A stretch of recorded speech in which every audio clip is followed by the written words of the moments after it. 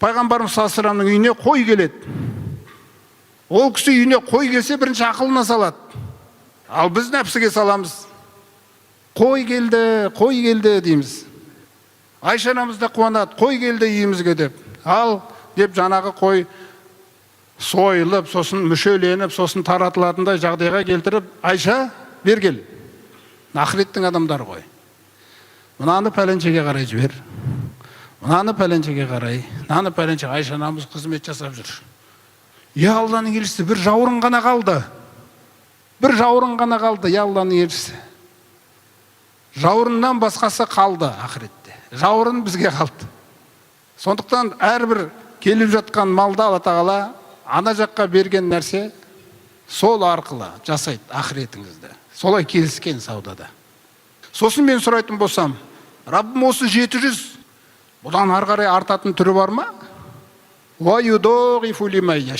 Кімге қаласа, пиғылдарына байланысты, ықыласы зор болса, шын мәнінде соны тілеп жатқан болса, сосын сол ісінде үздіксіз болып атса, арттырам одан да көбірек дейді. Қай дәрежеге дейді? Биғойри хисаб. Шексіз деген бір көбейтуім бар дейді.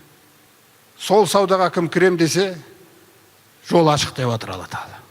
Міне сондықтан жаңағы аяттың соңғысымен аяқтайды. Лиуаффияхум, Алла тағала уджурахум, олардың күллі тілеген Алладан сауап сыйақыларының, сауаптарын барлығын толық беру үшін қиямет күні ешкім ешқандай зұлымдық көрмейтіндей, ваязидаху мин фадлихи, сондай-ақ өз кеңшілігінен тағы да беретіні бар Алланың.